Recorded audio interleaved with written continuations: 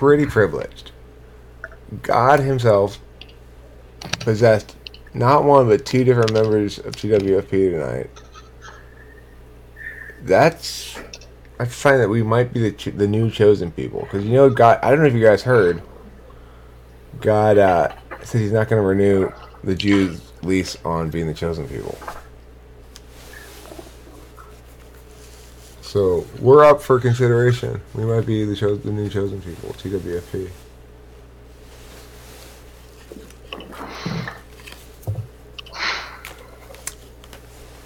Apparently, it's not contentious or anything. It's amicable parting. The Jews don't want to be the chosen people anymore, and God doesn't want them to be the chosen people anymore. So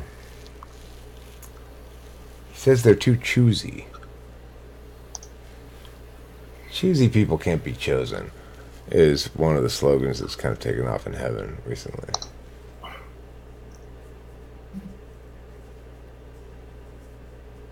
They say, we're not choosy, we're Jewsy. And God's like, I just don't think that joke's funny anymore. You've sold like every time I talk to you.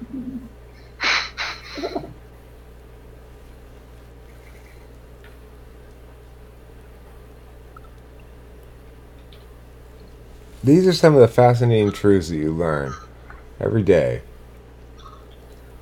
here on Talking with Famous People.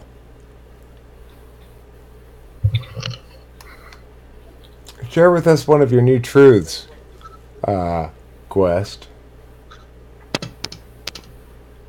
What new truths have you encountered in your internet voyages today?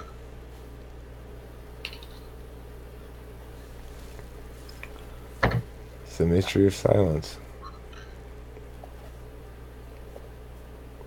Tough to say what it means. How about you, Ryan? Tell us about some exciting new truths that you've learned on your internet adventures today. It's that otherwise TJ back. It's Washington. Can't feel lonely anymore. Oh, he'll be back again. Oh, they always come back. They never leave. Hi, Washington. So, Washington, I'd like you to tell us some exciting truths that you've learned on your internet voyages today. That's a great sound. I can't sleep. You can't sleep? Just under the weather. Sick as a dog. So, decided to wow his people here. What are some of the exciting truths you've learned about in your sickness? I'm not sure if it's basic knowledge, but I've came to understand after a bunch of research that your introverted perceiving functions are linked to how you not gather information, but kind of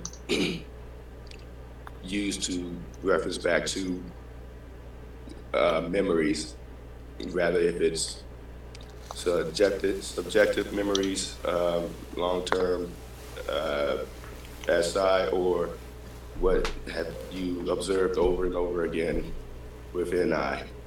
And your extroverted perceiving functions, SE and NE, is how you gather information, how you absorb information. And those two perceiving functions connect with each other and talk to each other, how to express it through your extroverted judging functions, or articulate it through your extroverted judging functions, which is your TE or FE. And that also, your extroverted judging functions communicate with your introverted judging functions just to see if it conflicts with any internal values you have, whether that's TI or FI. FI dealing with people, TI dealing with just pure logic, objects and things. All of this happens in splits of a second. So when you're trying to conjure up an idea, image, or think about what to say, go back to your extroverted perceiving functions. And then that extroverted perceiving functions connects with your memory, whether that's NI or SI. And then you articulate it out with your extroverted judging functions. But before that, it checks with your values, TI or FI. Does that make any sense? I know I'm under the weather, and It generally I'm just sounded. really It fucked generally up. sounded about right. I'd make a couple of. I mean, I'd have a couple of distinctions to make about it. Like, say that they're not both memory functions. SI is memory.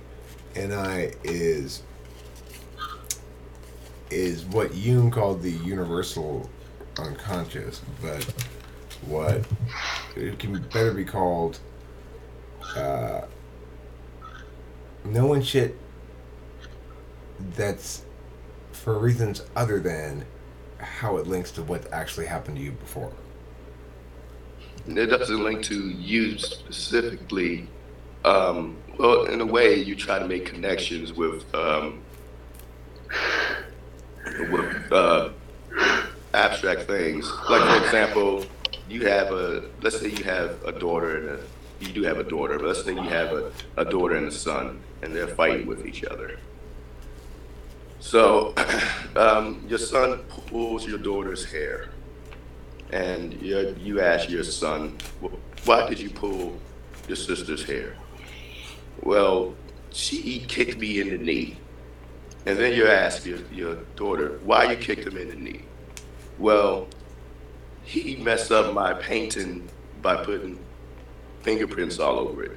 Then you go back and ask your son, well, why did you mess up her painting? Oh, well, she broke all my pencils.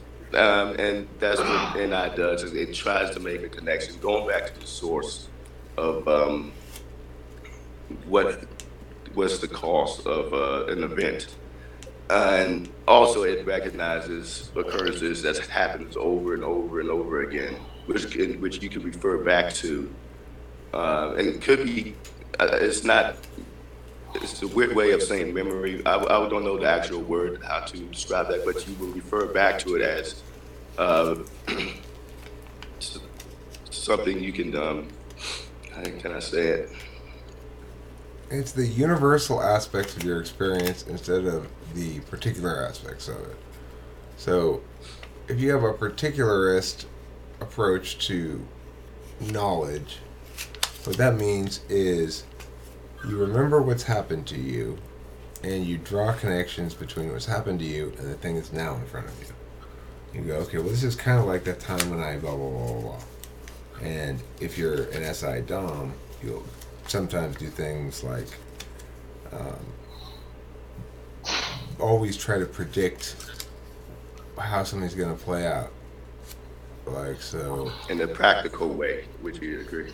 They plan in a practical way what's real. Well, they don't like improvising. And so they want Right. to know. They don't like being caught off guard and being like, you can't say, oh, hey, I know you just got here and weren't expecting this, but can you quickly fill in do this thing here that you've not done before and just kind of, wing it and figure it out. That's hell for an SI Dom. I agree. That's what I've been bouncing around. How your cognitive functions speak to each other, and how all of that is expressed and articulated with your expert or judging functions. So they're talking to each other. I'm not sure if this is basic knowledge, but I wasn't expecting anybody to be here. You was here. I was. I had a hat on even. That means it's fancy time around here. I got a hat on. It's my formal hat. Is it cold? It's cold over there. Oh, it's Where you live, freezing. California? Super cold. I heard California's on fire. No, the fires basically are over, and as often happens after fires, we got a rain shortly thereafter. It was pretty heavy, like last week, and now we're getting another one tonight, supposedly. I'm looking at my my this thing that I have for weather, and it says it's supposed to be raining right now, but it's not raining here yet. Probably just will arrive shortly. Weather. Folks, you gotta give me your private number so I can speak to you directly because I never see you. You never see what? I said you have to give me your. Yeah, you can have my number. It's fine. It's 909-720-2261.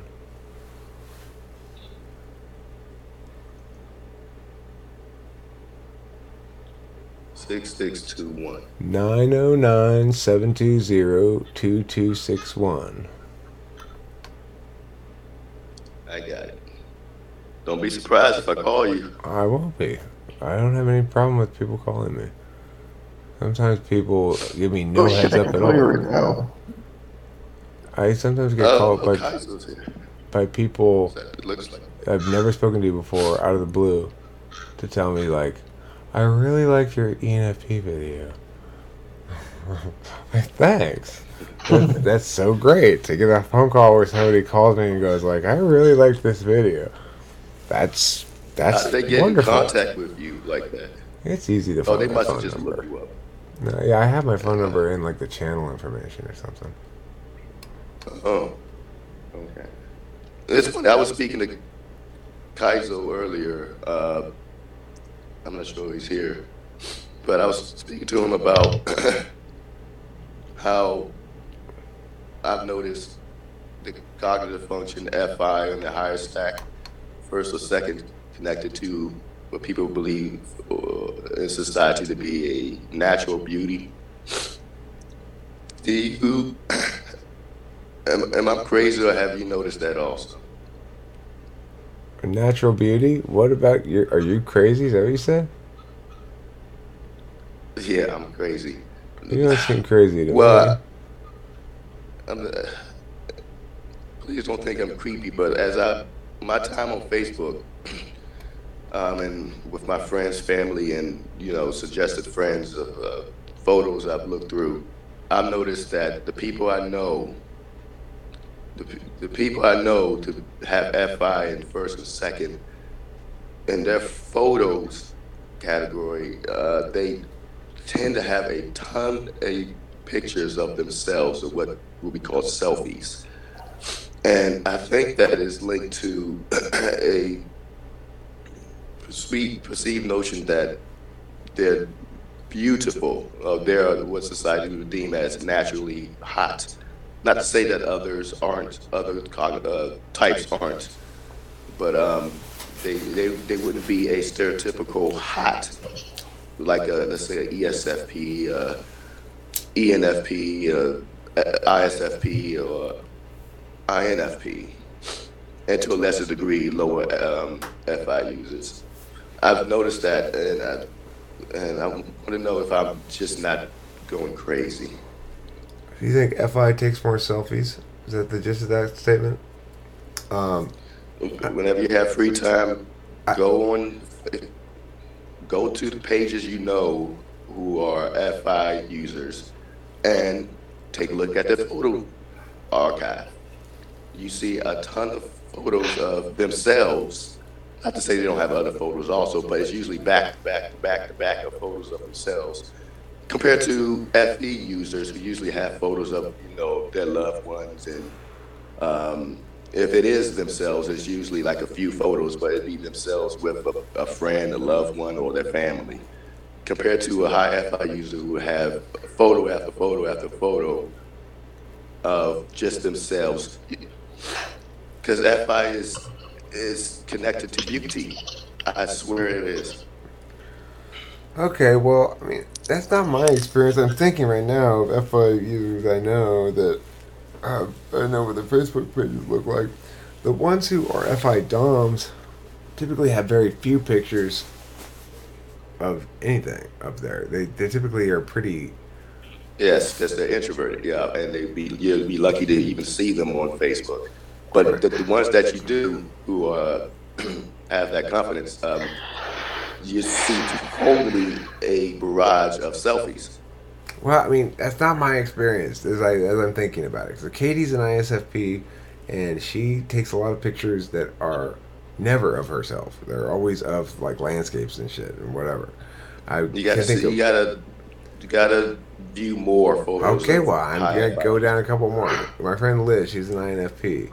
She rarely or never takes pictures of herself. Isn't very active, but puts up some pictures of like things without people in them, and some pictures like her kids and stuff. But and some group pictures, but is not very selfie-ish.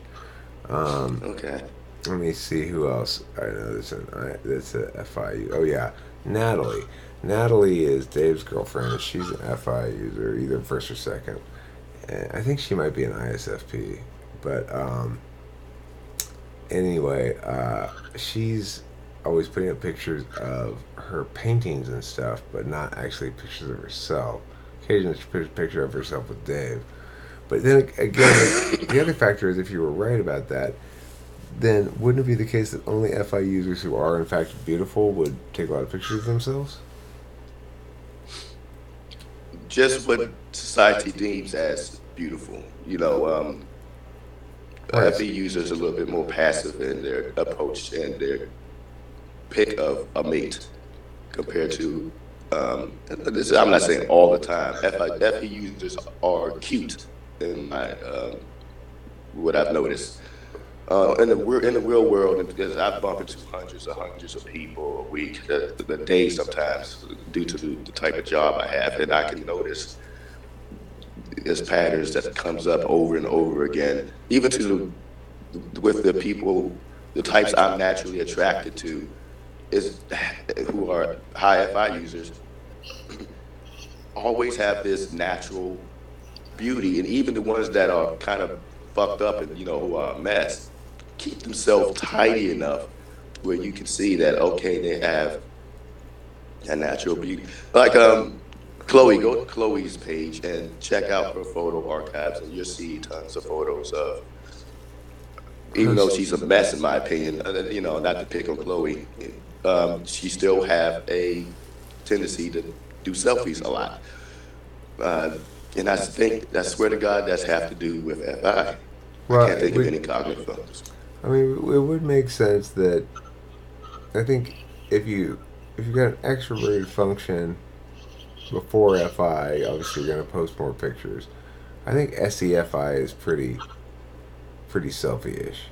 I'm Yeah, not that's the sure. your stereotypical, I'm not sure right? any FI is so much because you know ENFPs like ESPs are likely to put up like weird pictures of shit they made or stuff like that. True.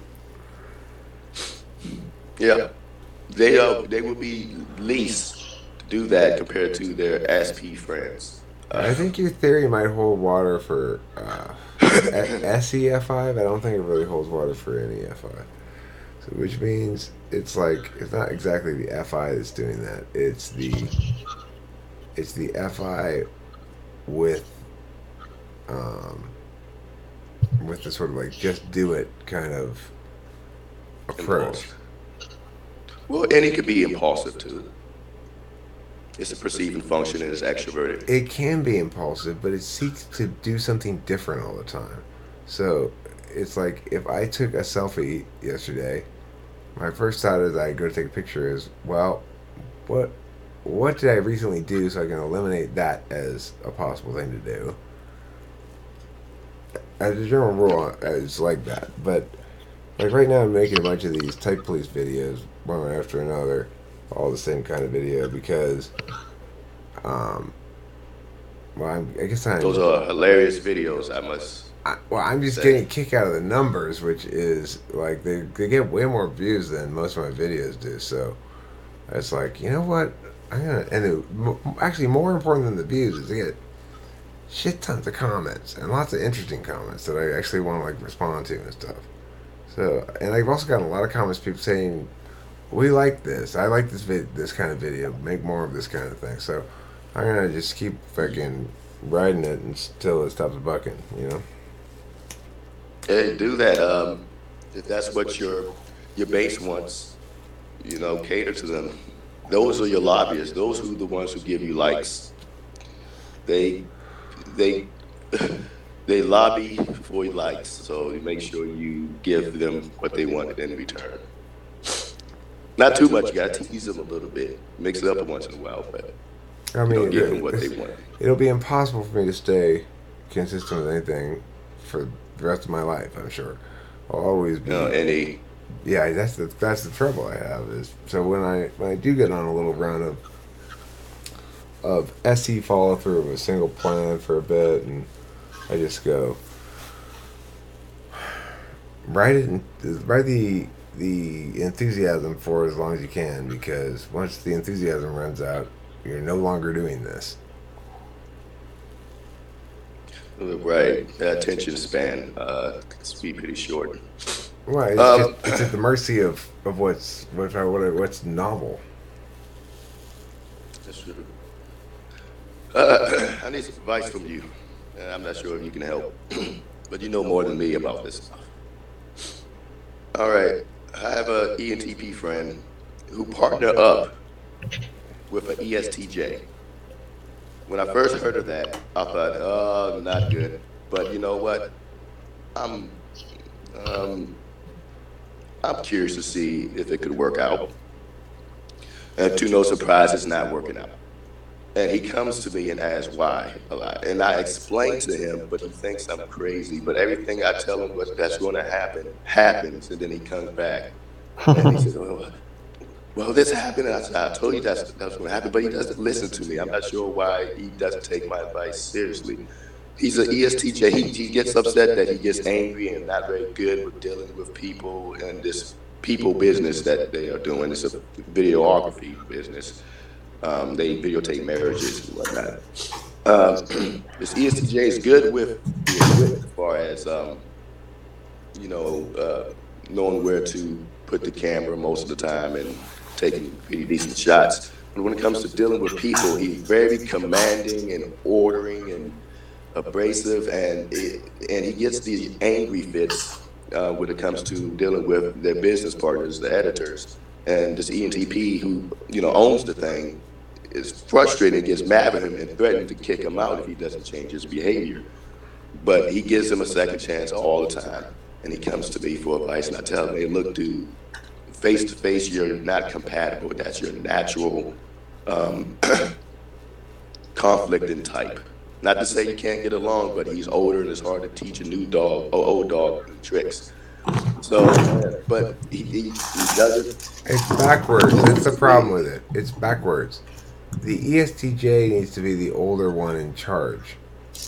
That's right. That's what I tell him. I say, look, the ESTJ wants to be in charge, but this is not a job where somebody where you can order people around. You're working together. You're business partners, not business employer and employee. And he wants to. That's his natural calling to order people around and to regulate behavior. And I know you don't like that, but that's what you're going to see over and over and over again. And you can't change his natural core values.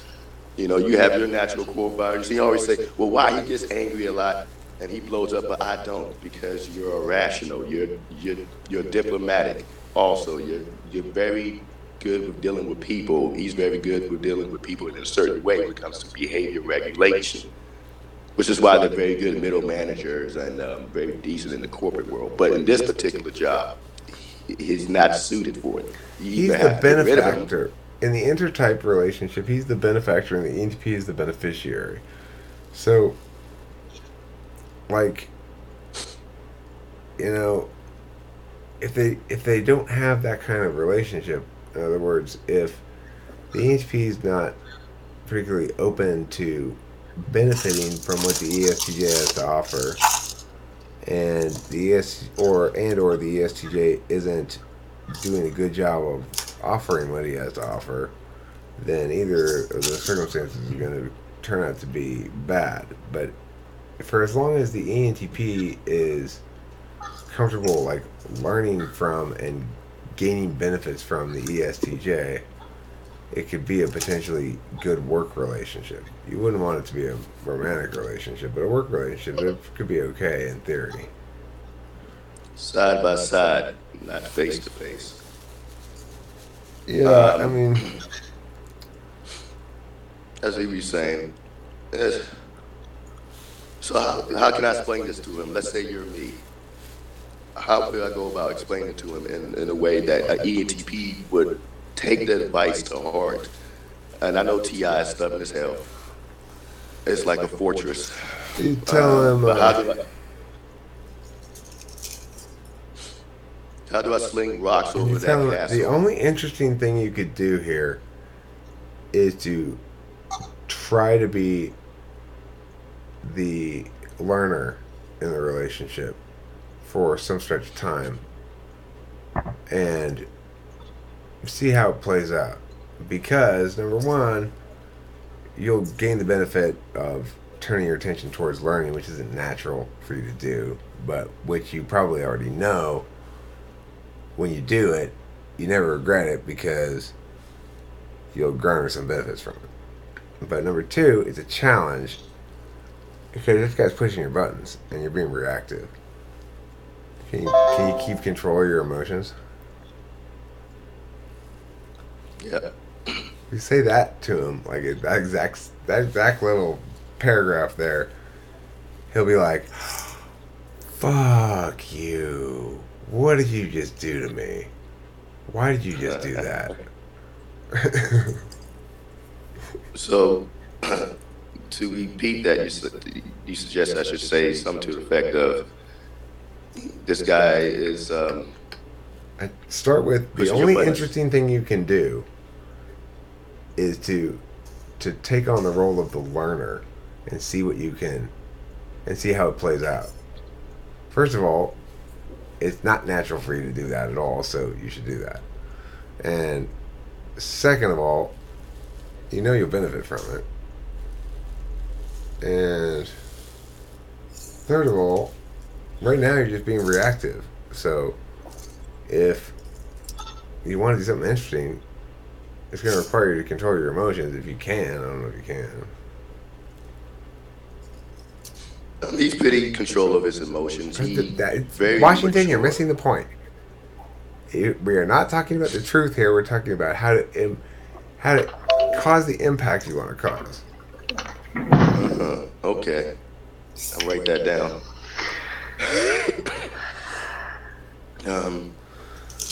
Because, like, I'm sure it's true that the stuff I said there is unfair on some level. Like, it certainly is, but it's tailor made to make an ENTP feel like they've got no choice. That you've just cornered the shit out of them because you said you put in question their ability to control their emotions. You've put in question the novelty, creativity, or interestingness of anything other than the proposed solution you put forward, which is in fact a big challenge, and which will actually pique his interest because he'll be like, "Well, I wonder what would happen if I did that." And then and when he processes all those realities, he'll just be like, "Fuck you, Washington." What? Where the fuck did that come from? That's a great suggestion. I'll take that, steal that from you, and I'll come back to you and tell you what. I'll let you know what happens. All right, cool. I came to another realization. What's that? God is an ENTP and his son Jesus is an INTJ. Want to know why? This is why. Why? Only a dominant NE user would see the potential in a ball of rock that is a planet to decide to create something weird as life. And so or any user, and I would say he could be ENFP, but I'm guessing ENTP, will say, okay, this is interesting. I see the potential in this. Let's do this, and spark life on a planet. And over the millions of years or whatever, humanity came to be, and God saw that and said, you know what? I'm gonna create laws for humanity, or rules or whatever, to so they can live a fulfilling life throughout the life of the universe. And as men evolved and gotten smarter and whatnot, God decided, what, I'm bored, let's have a son. And he had a son, Jesus, and he gave Jesus this information of how humanity should govern themselves. And with that TE, Jesus regurgitated God's suggestions or laws. Does that make any sense? I mean, I would put it the other way around. I would say that that God's the INTJ and Jesus is the ENTP. But how would an INTJ see the potential of a planet like an ENTP would? Well, you're starting too recently. You got to go back to the Big Bang. So what happened is the INTJ noticed that this thing was getting unstable, and so he calculated out how all the energy dispersal will go and how all the things will spin this direction or that direction or whatever, and then he once he had it all calculated, so he knew where everything was going to be and everything like that. Then he released the singularity from its unstable state, causing the whole universe to proceed forward. Now, once he had Earth, though, and humans and stuff, well, then his lack of FE started to cause problems. So basically, he the first thing is like, well, Jesus, I don't like the fact that this town down here is so awful. How can I get them to stop being so awful? Oh, I'll just throw a bunch of frogs at them from the sky, and that's how he did shit, and it didn't really fly. It didn't really work. People weren't convinced. They just thought, yeah, they just like, what the fuck is falling from the sky this time? So anyway, God's like, what I need is somebody who I can deal with. I need somebody smart. I need somebody intuitive, but I also need somebody who can deal with those people down there. So it's like, I need somebody who's both smart and really wants everyone to like him. That's gonna be a tough one. Oh, I know. I'll get an ENTP. I'll make Jesus an ENTP. So let me find the hottest chick in Bethlehem, Mary. Ow. Yeah, she is a babe. I'm gonna go impregnate her with my holy penis, and then God does, and being an INTJ, he planned it. He set up the date, and he showed up with all the. He had looked on the internet to see what was appropriate for a date. Anyway, then Jesus went down there, and he's like, all right, you know what? This whole, like, I'm so holy, pious shit is totally playing beautifully. Look at all these crowds that got following me around. I'm loving this Son of God thing. It's making me super nice because everybody's so cool and I got superpowers. And that makes me feel like I got nothing to feel defensive about. So I'm just super nice to everybody. And of course I'm forgiving because I don't really know what I really prefer. Not that in touch with my feelings. Although I do know this. I was pretty disappointed in Dad when I'm hanging there on the cross and, all of a sudden I look at my repertoire of superpowers and I can turn water into wine. I can take one fish and make a shitload of dinners out of it. I can walk on water. Where's the get yourself down from a cross superpower? It's not in there. It wasn't included in my package deal, I guess. So I felt as though God had forsaken me, to put it lightly. Felt forsaken and forsook. And it left me shaken and shook.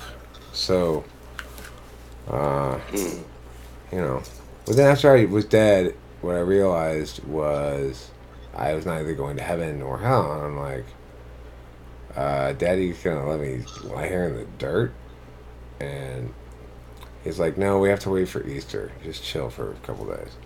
Because there's a holiday for this, and it's still March. So, anyway, Easter came around, and God said, okay, get up, wherever you are. And Jesus woke up. I was like, that's way better. I so totally have to pee.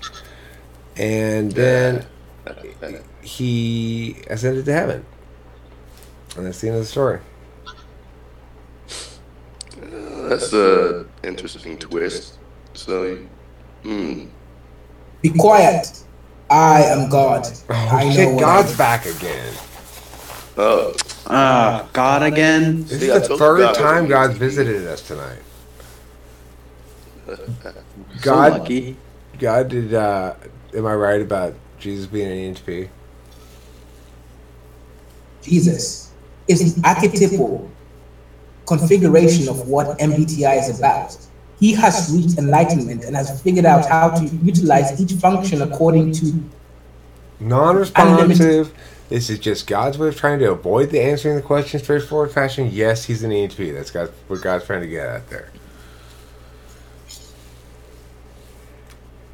well, only any user will learn how to somehow turn water into wine, I guess. Right. Well, Walk on it. you know. And then he is a manipulator of man. So he could manipulate a group to follow him, even though he might be full of shit. Well, and he left a little bit of wreckage behind him. Not exactly sins, but close. You know, the well owner. What did Jesus not do? He didn't turn that well's water back into water. So that farmer, all of his farm animals died of drunkenness. What a great way to go. Yeah, that's this part. And again, A lot of people don't read that section of the Bible, but it's important too. Jesus ever had sex, God? Hold on. Well, in heaven. never had sex. No, he does. He has sex in heaven, but he didn't have it on earth. He didn't. Well, that could be didn't masturbate that could be either. an INTJ thing. What's that? Well, that's an argument for him being an INTJ because INTJs are fucking terrible with women. Okay, well, see, here's the thing. Jesus, he figured out at some point that his whole shtick would be ruined if he started fucking all the chicks. Because, you know, he had, well, I mean, there was a standard to live up to. He's the son of God. So, you know, everybody says, when he first comes out as the son of God, everyone's like, shh, this guy is not, he's not his father, though. I mean, yeah, he's the son of God, but his father's bigger, stronger, throws better, has better aim, everything. So, but that's just at first. Over time, he began to prove himself. He began to get really accepted. And he just, you know, he wasn't willing to take the FE hit. He wasn't on a masturbate either. But what he did is he mastered the art of lucid dreaming and just had nocturnal emissions every night. So, and he you know, with lucid dreams, he can do whatever he wants, and it's not a sin. You can't sin in lucid dreams because, you know, you're a little squirrely. You're not really making decisions. I love lucid dreaming. But it is important to remember that if you wish to get away with things that would otherwise normally be sins, master lucid dreaming, anything goes in lucid dreaming.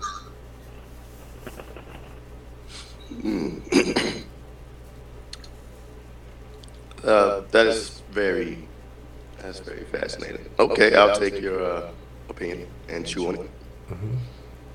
Let's see. I came to another realization. I've done some socionics research, and I came across something called, this is a couple of days ago. It's very fascinating. Rini,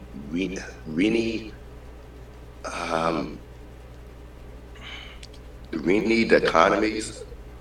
Oh Have you ever yeah, heard I of know that? what you're talking about. Yeah, it's what's the name? Renan?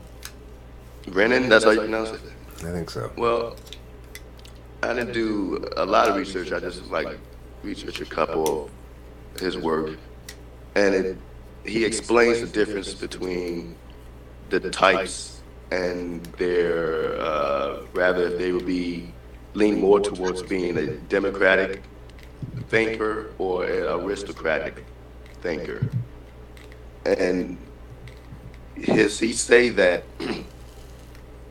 um, in all the NT types and the SF types, the ISFJ, the ESFJ, the ISFP, and the ESFP are all would lean more to a democratic way of thinking, while the other types, all the NFs and the STs, would lean more towards a aristocratic way of thinking, meaning that aristocrats would more judge you based on the group you're with and who you surround yourself with. While the I democratic wouldn't types interpret would it like judge. that. Don't interpret it. I don't think it should be interpreted that last bit like that. I think what it refers to is how comfortable somebody is with hierarchy. Yeah. People who are aristocratic are comfortable with and accept as the natural way of things that somebody's in charge and somebody else is underneath them. They embrace pathos. Well, he's right for the purposes of making a decision here because he's in charge. Is fine with them. They don't, and they prefer things that way. But yes, I like how you explained that. Excuse my articulation as it comes out. Shitty TE. But it starts to put a lot into perspective. A lot start to make sense with my run-ins with people and how they think and why they think naturally of how a system in a country should operate. Um, and I've seen this over and over again. For example, the STs uh, will almost naturally almost be prone to like an authoritarian type figures. Um, and do you see that also, or am I going crazy? So, who are you saying is authoritarian figures? Um, well, I've noticed that STs like ESTPs, ISTPs, ESTJs, ISTJs would, and the NFs, to the lesser degree, the NFs. He explains all of them I'd say leading into the degree. STs are not necessarily authoritarian. They're more authoritarian than NTs for sure, but they can be relatively libertarian, especially ESTPs. As action types, they don't like being constrained. So, Yeah. I mean, I think Yeah. the ones who actually advocate for authoritarian policies don't tend to probably score very high on authoritarian scales. Aren't themselves very authoritarian. Like your soccer moms, the fretful ones are the ones who vote for awful nonsense dressed in good guy clothing. Yeah. It, it explains a lot about how we came, in this country at least, came to become a supposed to be a democratic uh, republic. Because the founding fathers, most of them, when they, wrote up the Constitution, most of them were NTs. Would you agree? Well, Thomas Jefferson certainly was, and he was responsible for most of the substantive work on the Constitution. Yeah. I mean, I Anyway, agree. that's it. In general, though, I would agree with you that it was unusually rich with Yeah. You have to be. I mean, you have to be entrepreneurial and also be able to see potential in a barren, well, not barren, but land that hadn't been cultivated, and leave behind a world that you knew how it functioned. I mean, it was a very liberty-minded group. There was lots of talk and thought, lots of libertarianism, and Right. that was invested in what they thought and talked about all the time. So, in that regard, you know that they're a bunch of TI people by and large. Now, obviously, there were plenty of non-NTPs in amongst the founding fathers' larger group, but the ones who seemed to have control of the discourse were NTPs. They were the ones who wrote the things that the other people either sided with or didn't side with. It's mostly on based on principle, not like just facts about the world. It was more about how to prevent certain things, how to make sure things function in a certain way. So And a lot of it came from Europe. Their the Sorry? Constitution is kind of copied from Europe's Constitution, something Oh. like that. No, that's not true. it would. That's not Some true. of it. I mean, there were students of European education, but they thought of about how it would work in America.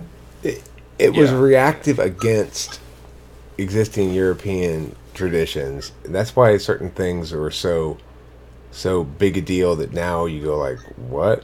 Like no bills of rejoinder or something. You know, like there's certain unique techniques that were used back then to oppress the rights of individuals, and there was a very anti-monarch kind of sentiment going around, right? So it's, you know, we got lucky that the right people in the right place to make the right kind of document so we could constrain the government as much as we still managed. I mean, it's very, very unconstrained at this point, but you know, it's still better than a lot of countries. Yeah. But this would explain, at least what I believe. I know there's nuances and there's exceptions to the rule. Why Donald Trump, who I thought was an ENTJ, I was wrong. He's actually is an ESTP after further observation, observing him. Why he tends to lean towards the authoritarian side, and why he tends to have these authoritarian itches in him when it comes to governing. He's got nobody. He's got nobody providing him the NI he needs, and never has. So whether he's ESTP or ESFP, he's definitely one of the two. I think ESTP still, because he seems too obviously gratified by FE. So I still think he's ESTP, and the reason why he's the way he is because instead of finding somebody who was able to constrain him with the truth and get him accustomed to turning to somebody else for the truth, he didn't have that kind of spouse, and probably learned to. Well, I mean, the thing is, his lifestyle, his environment, his money, basically, enabled him to get by without much of a relationship with NI. You can imagine an ENTP who's got a staff of people around him to feed him and you know, encourage him to lie down from rest for a few minutes here and there. The ENTP would let go entirely of SI. So Trump had people doing like imitation NI probably for him of some kind of weak ass shit, and he's just like, well, I don't need to worry about NI anymore because I'm rich and it doesn't matter as long as the money keeps coming in. It's not something they want to deal with. Now he's president though, and that's a problem. Yeah. NI matters. Yeah. And it would also explain his with us or against us attitude with the people in his cabinet and his followers. He would just bash and fire people who deemed as not loyal to him. It's very quickly.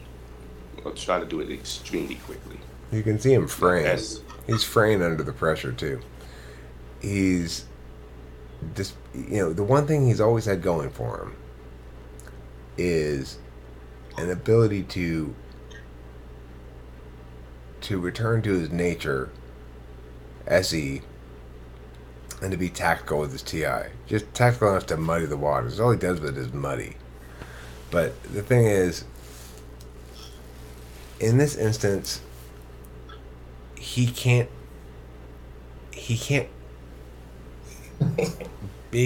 like burn it down and walk away like he could normally. It's not really available as an option for him.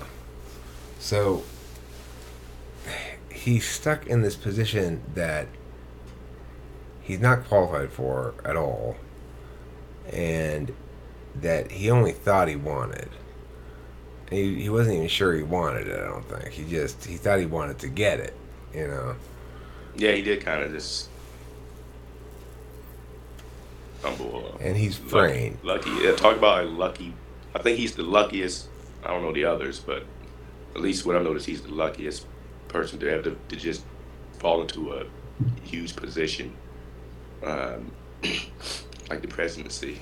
Well, he benefited from Hillary's malfeasance. Go ahead. Sorry, Trump is CJ. the best thing. He loves. Kaizo. Sorry. No, he would get me lady, that's for sure.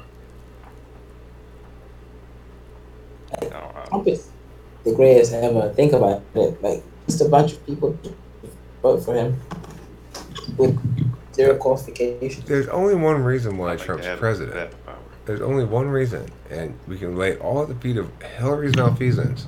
She cheated the Democratic primary.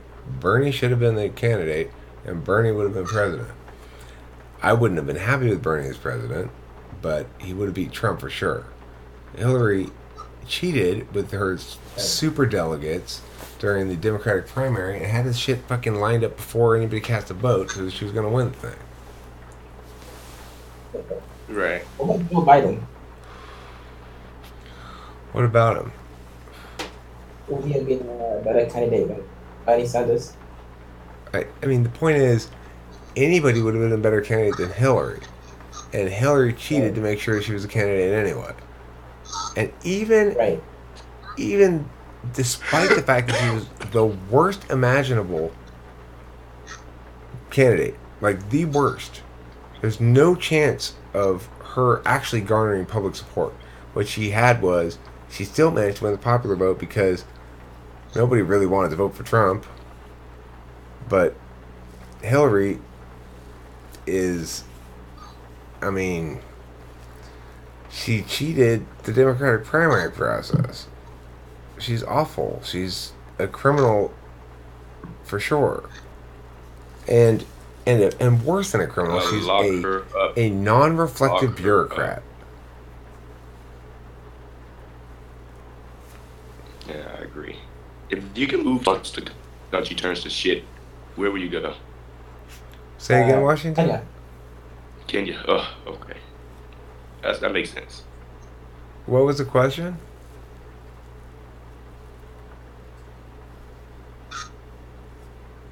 Once the country goes to shit, what country would you like to move to? Norway. Oh, you just want to see Sue. Just go Sue's behind his back. Norway's like the best country on earth. That's Nah, what it's too small.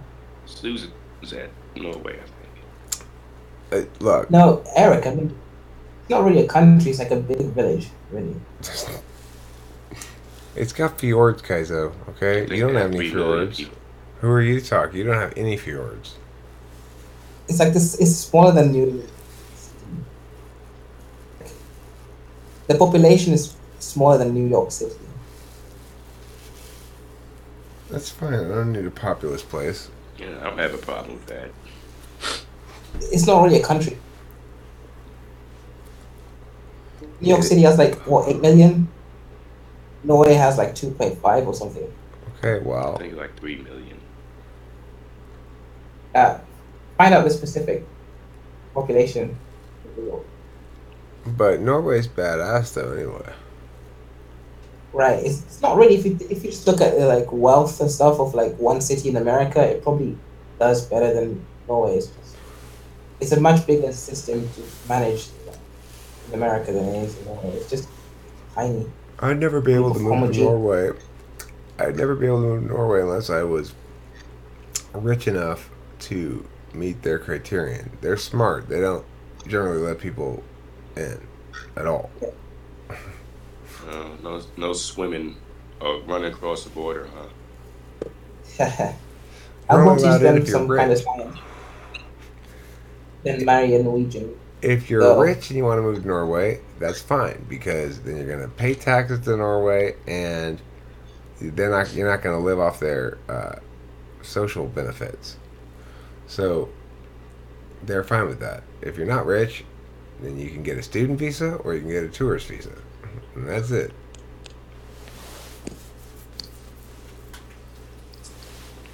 That's the kind of country I want to move to because I like that screening. It keeps out the riffraff. But it gives you out too. Well, I mean, That's so stupid. I mean, yes, I am kept out at the moment by my riffraffery, but you know, Yeah. uh, You can teach there, like you can teach debate. You can showcase your skills. Like if you can show that you're not someone who's just gonna be leeching off their system, then they're not gonna tell you no. Like if I go there, I'm gonna teach or something like that, then they'll be like, yeah, that's fine. I'm gonna teach the Norwegians to be more American. I mean, you might not like that either. All right, you Norwegians. First of all, rule number one: no more Norwegian talking. Okay, you're gonna talk English, and that's it. That's right. You've actually got a few skills. You have a you have an explored amount of vocabulary, so you could actually teach a course. You could become an entrepreneur and go there and basically start your own little course of debating and learning to be more verbose and elocution. You could actually teach that course. Fancy For talk, example, fancy talk A, and fancy talk B. Those would be the classes I'd offer. and debating, fancy talking. See, exactly. And if you can show that you're capable of teaching that class, especially since English is a widely used language form, you're probably going to get accepted. You just have to write a report about how you wish to recruit students. Are you going to go to schools? Are you going to, and how are you going to make money, etc. And you can probably get in. Well, You just have to show that you're not going to be with that. I'm not going anywhere until. Well, I don't want to say until. I'm not going anywhere while my parents are still around here because they need me here, and I've actually really been enjoying going and helping my dad with my mom and spending time with both my mom and my dad, which you go through a long period of your life where you don't really spend much time with your parents, obviously. How old are they? They're 82. Jesus. Yes. Oh. They're old. Are they SJs? My dad's an ESTJ and my mom's an ISFJ. Yeah, that makes sense. They live forever. Well, yeah. Mom is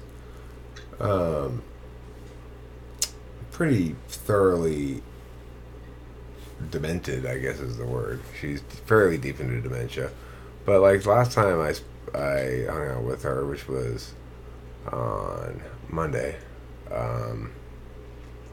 she was more lucid than usual and was able to make some statements that were linking to things and sort of had some sense of the progression of the day. It was nice, and it's like even when she's not very lucid, I kind of like hanging out with her because she's like a little child version of my mom. She still has all the same kind of like mannerisms and shit, but she doesn't make any sense. Well, that is your duel. Talk about it. Yeah. good being raised by. How's your relationship? It was great. I mean, my mom and I I, mean, if you did the, my mom and I got along like duels from early on. She thought I was delightful. I liked sitting around and chatting with her, and we'd have great conversations, and you know, and I always thought there was something wrong with my dad. Really, what I was picking up on is he wasn't part of my quadra. You know, it's like you're not alpha quadra. There's nothing wrong with dad. Yeah, I was thinking, is your relationship with your dad good? Yeah, it's great too, but That's good. it's not as.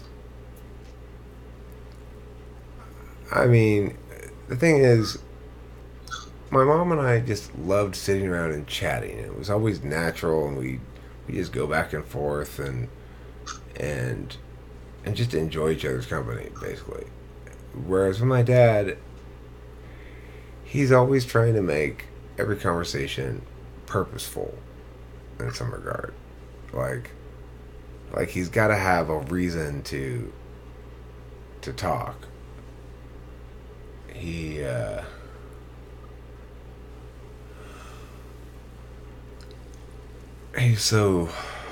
such an ESTJ, you know. But and so he's always like, and everything always ends up collapsing down to what sort of logistics do we need to keep track of, and things that need to be taken care of, and stuff like that. But They are the logisticians. I mean, yeah, they're Christians. The logisticians, they know what the right amount of product to move around at what quantity, at what quantity.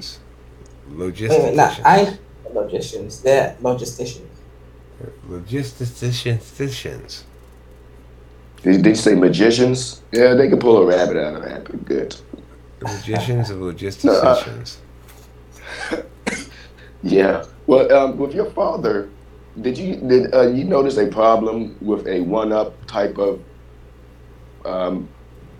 combative mentality between you two that he always had, and other people? You notice he always had to one-up them, and it doesn't matter what it is, his was either worse or his was either or better. Sort of. I remember him. I remember as a kid playing basketball against him one time and thinking like, he sure is taking this seriously. But I also he was always interested in being like as upper middle class as he could manage, but it was a weird sort of like wanting to fit in with the cultured people, which he did fine. I mean, he has a PhD and stuff, but you know, he grew up on a farm in Pennsylvania, and his dad left him and his sister and his mom, and they were pretty young, and he had a rough go of it, I guess. And so I think he never really felt at home with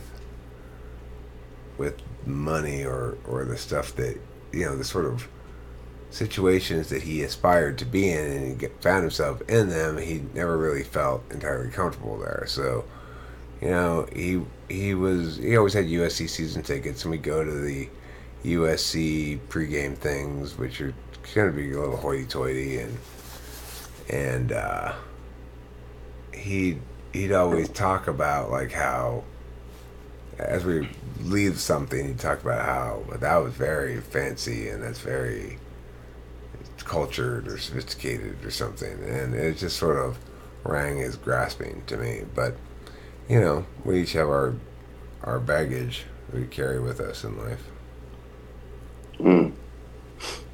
Well, the SJs altogether are known to be socializers. They would try to, I'm not sure if you notice, when you grow up, try to put you in some type of organization or group, and get you in a social environment where you're interacting with people all the time. Were they very religious people?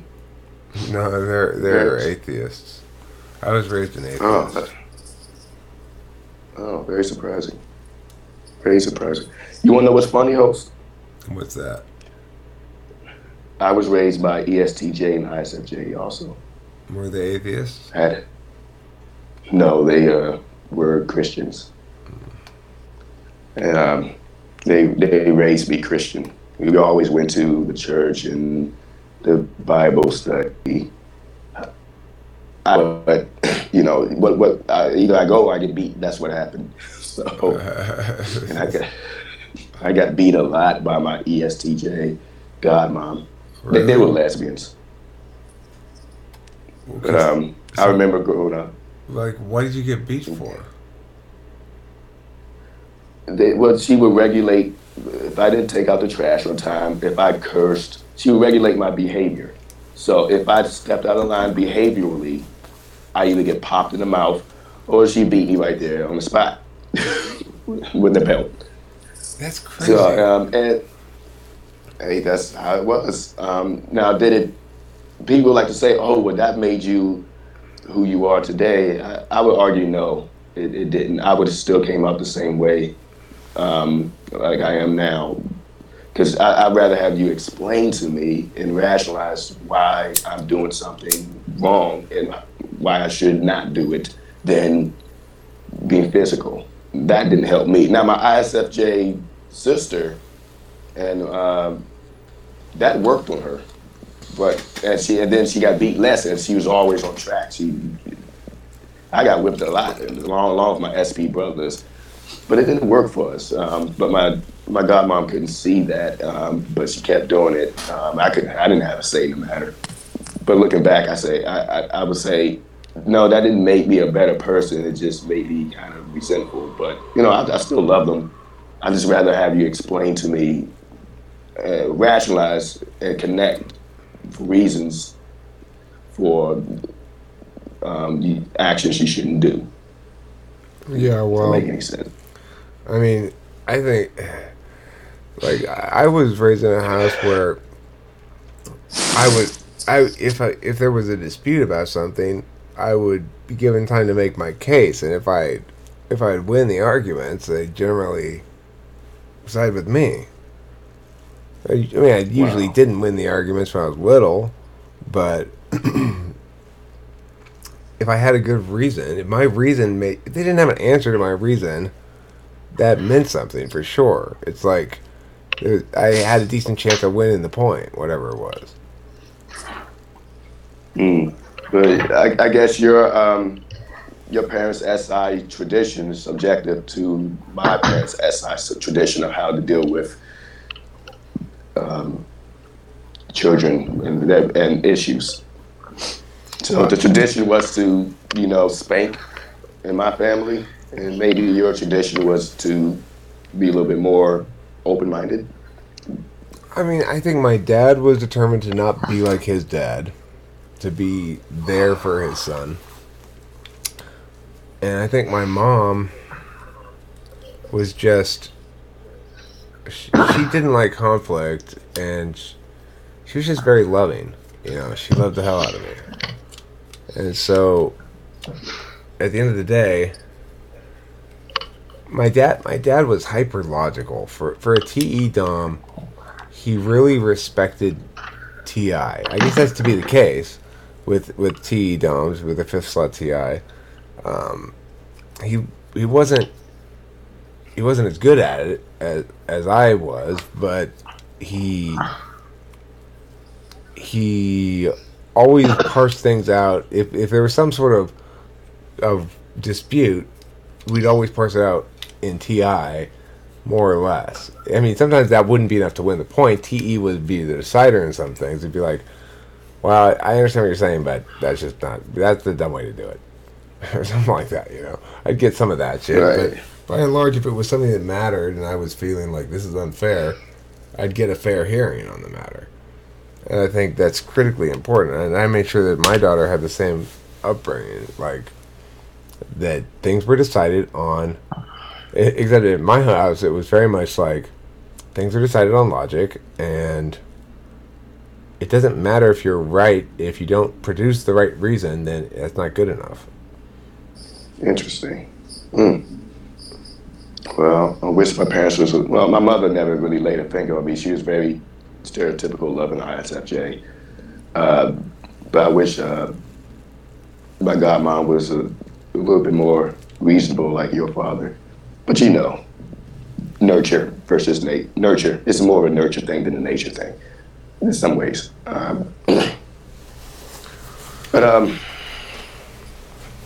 Well, my mom ran a little bit of interference too. It's like my dad probably would have been tougher with me, but my mom wouldn't let him be very tough with me. I've noticed that with other people and their parents who, the ESTJ I know at work, he beat his daughter one time and he said that his wife came to him and said, "You would never lay another finger on her like the way you did." And he said, "After that, I never laid another finger on her after my wife told me not to." So it's interesting. We're kind of the rule followers. I'm a natural rule breaker. I break every fucking thing I think is stupid. But, you know, they are natural rule followers. That's what I've came to notice. Yeah. So, host Derek, what were your parents' types? ESTJ and ISFJ. ISFJ mom, ESTJ dad. But my dad's a very smart ESTJ. You know, he's a little encyclopedic, more knowledgeable than smart, you know, in some ways. But very intellectually minded, interested in, like, you know, he's an atheist. He used to be a angry atheist. Like, he'd read something in the newspaper about Christians, and these damn Christians again. Wow. What? Yeah, I've seen it. It's who are like that. That's interesting. They're trying to put crosses up over there. No, ESTJ is brilliant. Very brilliant. Once you teach them, they hold that information freaking ever. It sounds like my dad is towards atheists. Because I'm pretty sure he's an ISTJ. Yeah, religion. You gotta love it or hate it. I mean, that's the thing. If you're raised atheist, there's a decent chance you're gonna come to have a certain fondness for faith. It's because I don't have any negative experiences with religion. So I just have my own experience with it as I see fit. I don't have any tradition to either adhere to or reject. You know. Well, you know, if somebody invites you to church, you wouldn't mind going for a day, you know, just for the experience. Yeah, and he allow you to do that. I would love to go to church if somebody were to invite me like that. It would be interesting, you know. I would not make a personal habit of it, I'm sure. It would have to be a pretty badass, like, preacher for me to feel like that if I'm gonna give a couple hours of my time listening intently to somebody, it's gonna be that guy. You know, well, if I think most churches I walk into, I'm not gonna conclude that their preacher, of all the people I could potentially listen to for a couple hours, that guy is the one I want to listen to for a couple of hours, and to sort of afford him a position of somebody capable of spiritual guide. Like, I'm not very guidable in general, like, just because ENFPs don't like the idea of somebody else's ideas in general. It's a handicap, but it's there. So there's that, and then it depends what kind of shit the church does too. It's like I don't want to speak in tongues and roll on the floor. The tongue speaking shit is fucking insane. It's a little nutty. It is fun to watch. I fucking grew up under that shit, and I'm like, fucking damn it, it's so weird. I don't judge them. I just kind of like, wow, that is interesting. Yeah, God is speaking through you. That's what's happening. No, it's just gibberish. Gibberish. Yeah, of course. Yabbity dabbity dabbity dabbity da. That sounds like fun.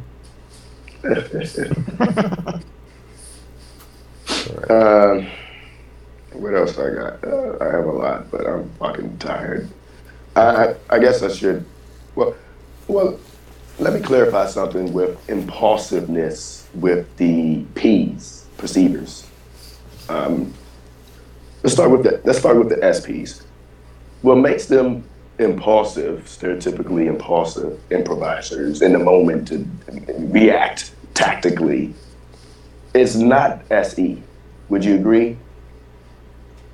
SE is not doing that. It would have to be their introverted functions that's high up, first or second. That's what makes them impulsive, not SE. Would you agree? No, I don't agree. TI. I don't agree. I think You it is don't agree? SE that makes them impulsive. Let me explain. Okay. And maybe I'm wrong. Okay. Because ENFPs and ENTPs is just as impulsive, in my opinion.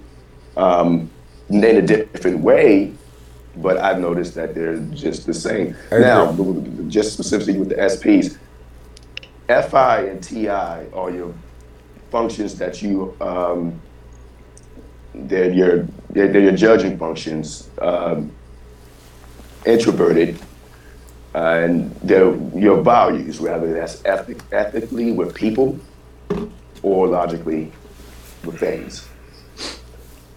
Anything that is not consistent with your introverted judging functions, and somebody challenges that or contradict that, will innate a reaction from you.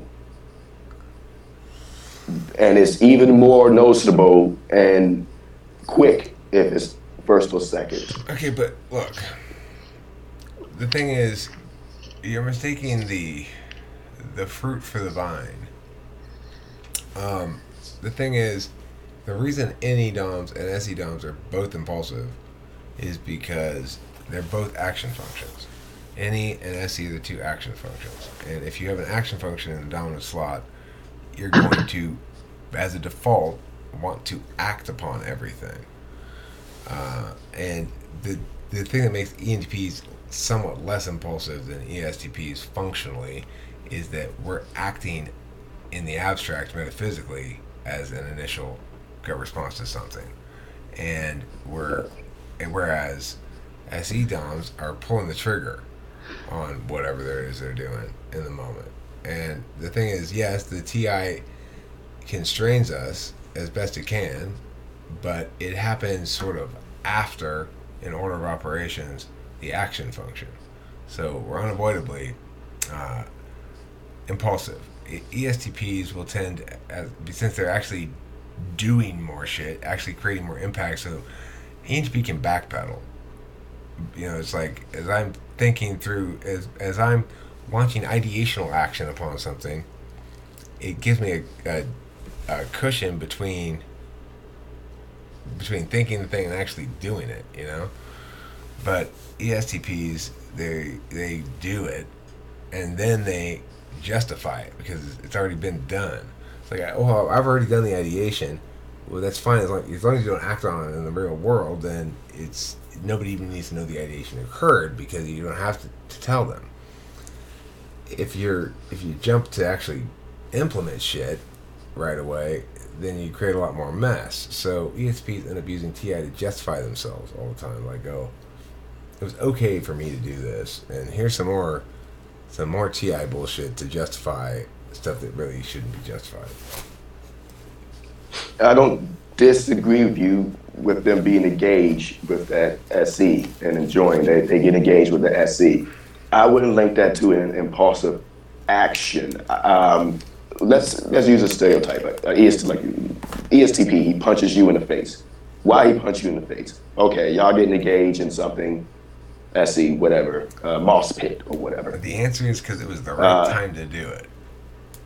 That's right. But let's say I'm arguing with an ESTP, or you're arguing with an ESTP, or anybody who's an SE user, use them. And it's very heated, y'all engage, y'all face to face. But what's that decision to punch you in the face? Is it SE or is it TI? TI is a decision-making function. SE is not a decision-making function. It's a information gathering function. It's proactive. But And what I'm gathering saying is it's information. second in the order of operations, though. So, for example, an idea will jump to mind, and then I'll realize, oh wait, that doesn't make sense. It's illogical.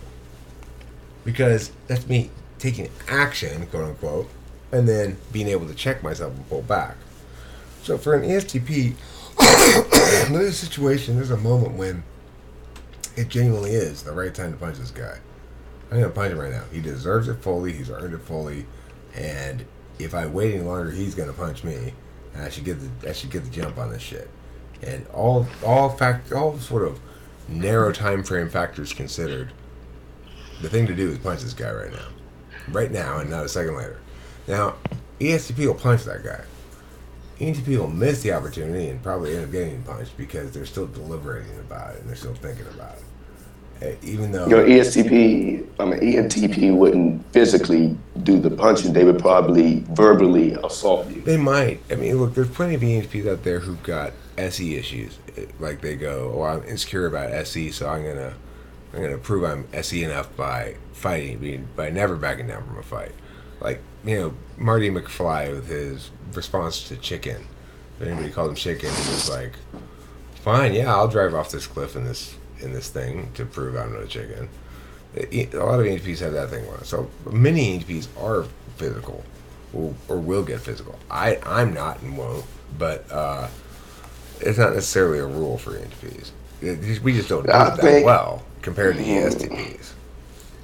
They would get physical after they say something, and then it gets physical with the Well, yeah, other that's person. the I point. believe. Is if even if it's the right moment to do it, ENTP will miss that moment because they're still trying to reach certainty on the meaning of things at a time when action is needed. It's like when the ESTP and I had conflict in the street. Like, he pulled over, got out of his car, started walking towards my car, and he took physical action, got out of his car and started walking towards me. I took metaphysical action because I read his body language as like, this guy's kind of aggro. Confrontational. Yeah. So Aggravating. I was like, are you going to use physical violence? Which actually stopped him in his tracks. Took metaphysical action in the physical plane. I said something to affect the actual physical behavior of another person, and it worked. But then he shrugged off my NE attack, which was designed to defense or whatever you want to call it, and he started walking forward again. And then my NE lost to his SE, because if at that moment I had said something like, "If you strike me, you will be arrested and go to jail," and then he would have stopped and turned around probably, and that would have been the end of it. Instead, I just repeated myself. I said, "Are you going to use physical violence?" And the next thing I knew, he had slapped me and was walking away. He was like 10 feet away. His SE was so much more dominant than mine in the moment that I don't even remember him slapping me. It's like he was this far away, then I had been slapped and he was the same distance away, but he's going the other direction now. Wow. It all felt like it happened in the split of a second. Yeah, huh? it was just like, what the fuck? So there you I think have it.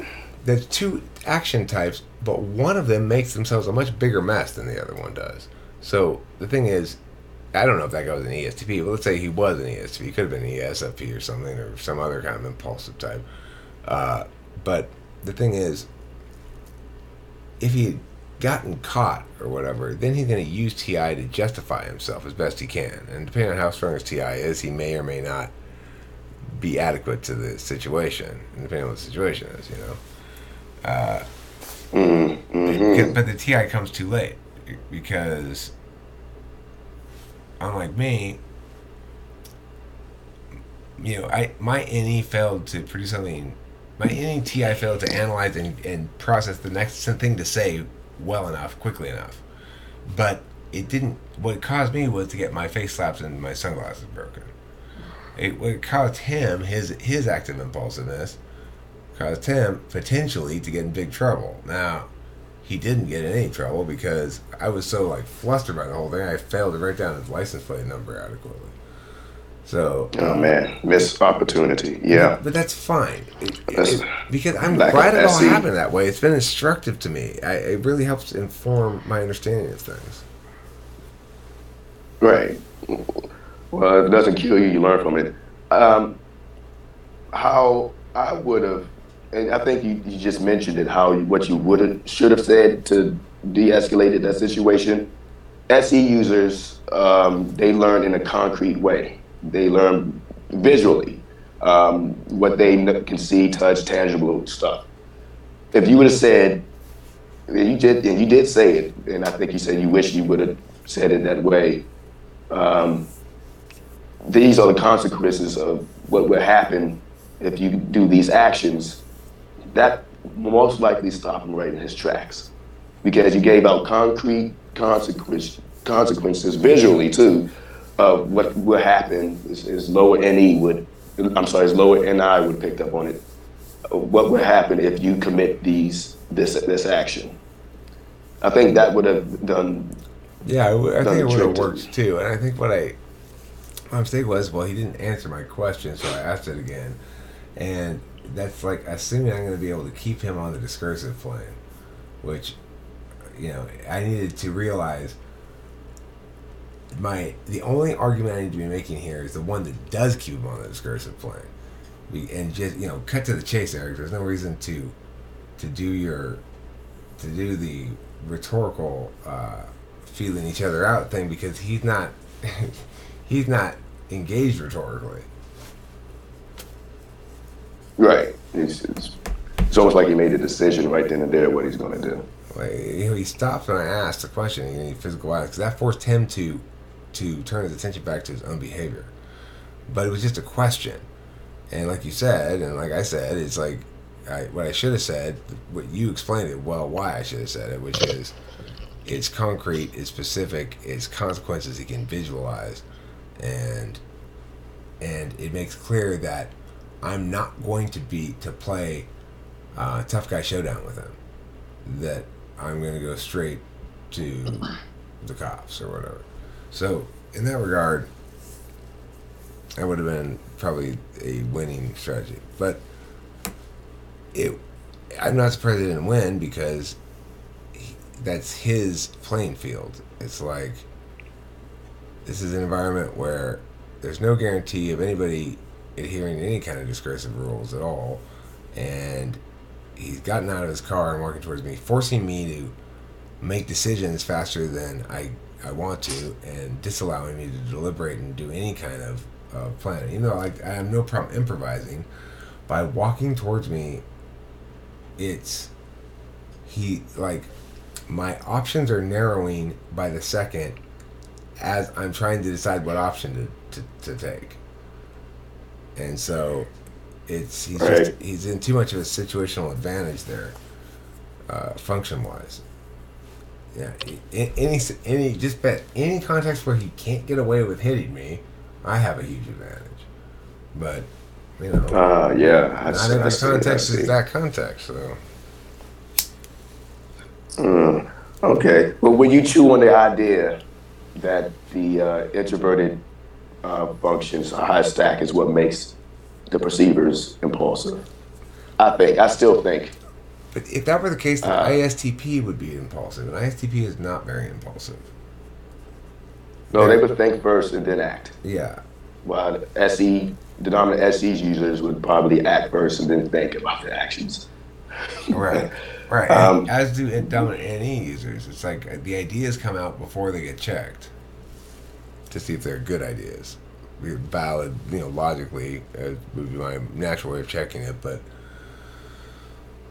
the NE, when you have NE be fully untethered as it is in any DOM, as it is in any DOM, um, it's fully untethered, which means it's running in front of everything else and doing its thing, which means it's an existence that tosses aside a desire for predictability entirely. It goes, well, here's an idea. Well, but let's check. But before we start just throwing out random ideas, at least see if it's relevant or possible. Or, well, here's another idea. Well, you didn't even check the last one to see if it was relevant or possible yet. You're not doing this right. There's nothing really there that says that to you when you're in any zone. You just get accustomed to always having stuff in front of you that is packages yet to be opened, so to speak, and have to operate under the assumption often that the packages contain what you think they might contain. Right. Very fascinating. Well, you're very enlightening. I'm gonna take another shower. You're gonna say shot. Shower. So I've just been up sweating in my bed. Couldn't get any good sleep, which is why I decided to come here. And I really wasn't expecting anybody to be here because nobody usually not. But it's a great thing that I bumped into you. It's very rare now. Well, I was gone for a stretch of a couple months there, basically taking something of a hiatus, I guess. And not really a planned one or anything, but just functionally what it was. But I expect I'll the be holidays. Back. I expect I'll be back at this sort of regular, pretty frequent rate for a while now. Oh yeah, once we get through the holiday seasons, we're see each other more or something. And I'll leave you with something before I leave. Okay. Something for you to chew on. I'm gonna get ready to chew. All right, prepare to chew on this. Why in this country, the United States, decided to have an army? Why did we decide to have an army?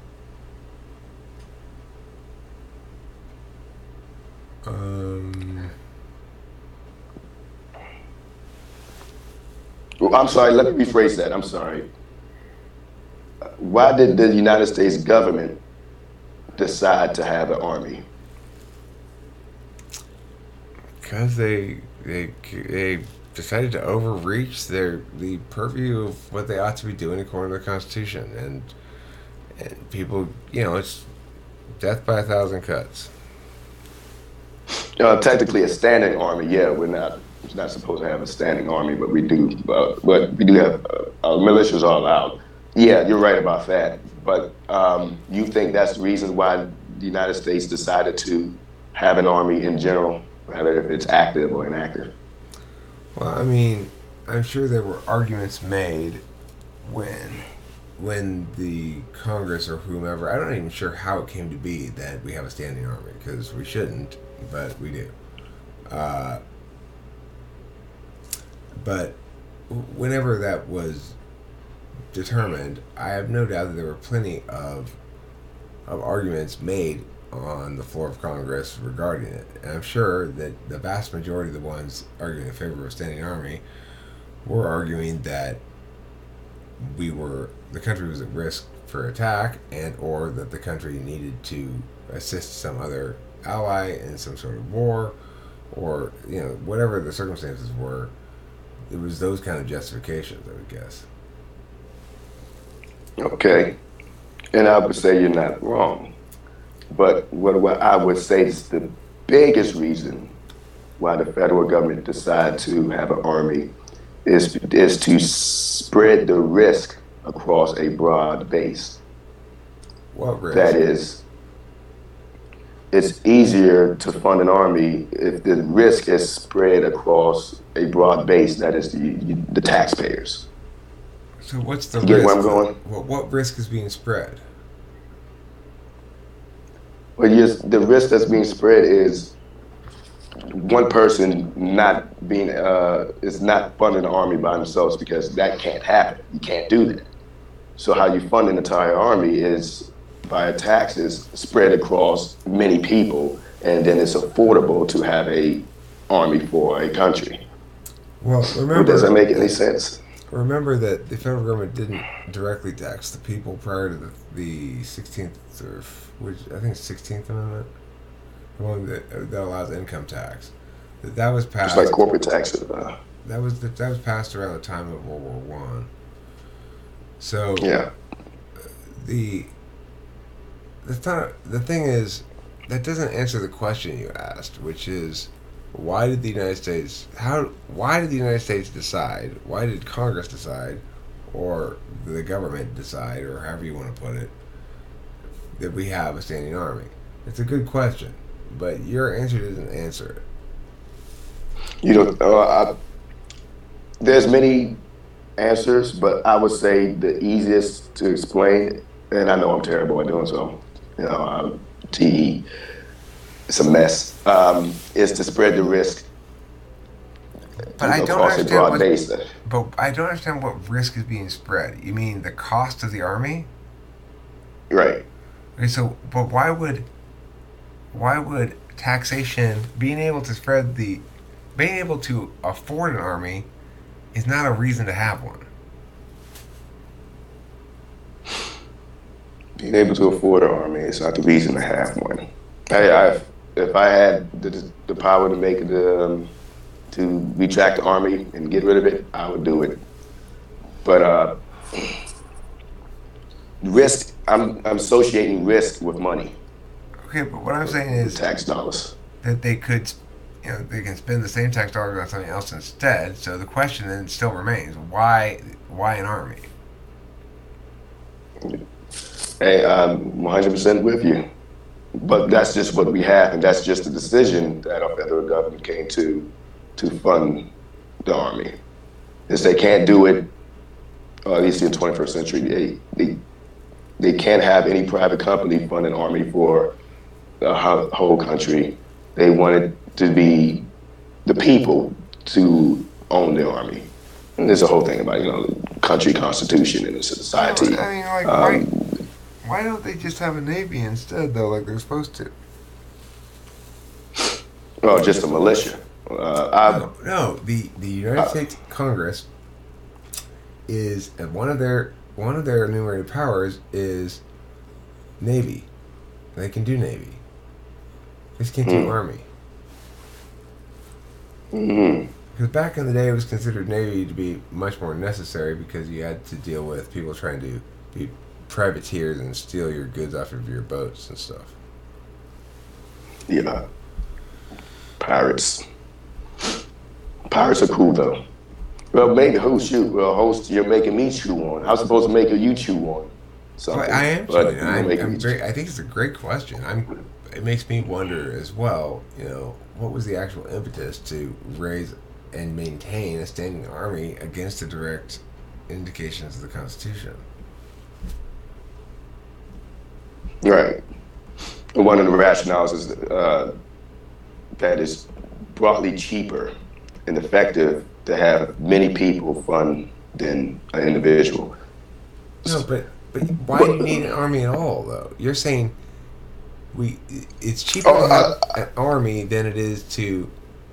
It's cheaper to have an army that's funded by taxpayers than to have an army that's not funded by taxpayers. But that doesn't explain why we should spend the taxpayers' dollars on an army at all. Hey, I agree. Shoot. That's something I have to chew on. I don't think we need one at this point. We could be like many of the other developed countries that don't have one, or at least not to the degree that the United States have one, an army. I mean, look.